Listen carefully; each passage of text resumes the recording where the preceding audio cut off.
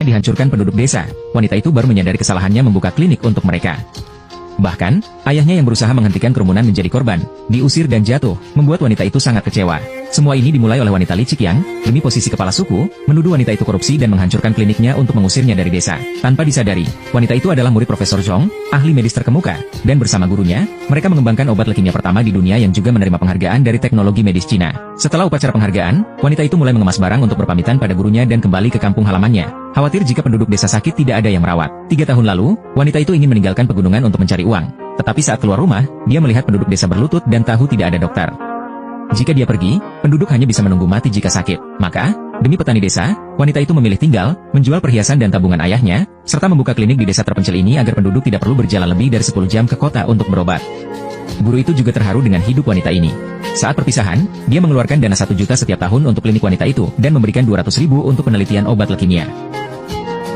Wanita itu sangat senang mendengar berita itu, karena masalah penduduk miskin yang tidak mampu berobat akan teratasi. Guru itu bilang dana bantuan perlu dia periksa di desa wanita itu, dan mengundang wanita untuk menunggu sebentar sampai selesai rapat, lalu naik mobil untuk kembali. Namun, wanita itu menerima telepon dari ayahnya memberitahukan masalah besar di klinik. Dia segera kembali ke pegunungan dan terkejut melihat ayahnya dihujani cacian oleh penduduk desa yang membuang sayuran busuk dan telur kepadanya. Wanita itu berlari mengangkat ayahnya, tetapi penduduk desa langsung menanyakan berapa banyak uang yang telah wanita itu tipukan dari klinik. Wanita tampak bingung. Pria mengatakan wanita membuka klinik untuk mengambil keuntungan dari biaya medis dan menipu warga. Wanita menjelaskan tidak mengambil uang dari warga selama 3 tahun. Wanita licik datang membawa tagihan obat dan menyatakan bahwa obat di sini lebih mahal 2 sen dari rumah sakit. Warga langsung mempercayainya. 1 hari lalu, wanita licik mengeluh pada Pak Cik mengapa kursi calon kepala desa diperuntukkan bagi wanita. Pak Cik menjelaskan bahwa wanita itu berbakat, tetapi wanita licik menuduhnya mengambil uang secara ilegal saat mengobati warga. Untuk menenangkan Pak Cik, dia sampaikan bahwa besok murid profesor medis datang ke desa sebagai dokter dan obat gratis. Untuk posisi kepala desa, dia rela mencemarkan nama wanita. Wanita licik tidak menyangka bahwa ia adalah murid profesor medis. Warga menuntut wanita mengembalikan uang, namun wanita itu menjelaskan tidak mengambil lebih, tetapi tak ada yang percaya, bahkan ada yang memukulnya.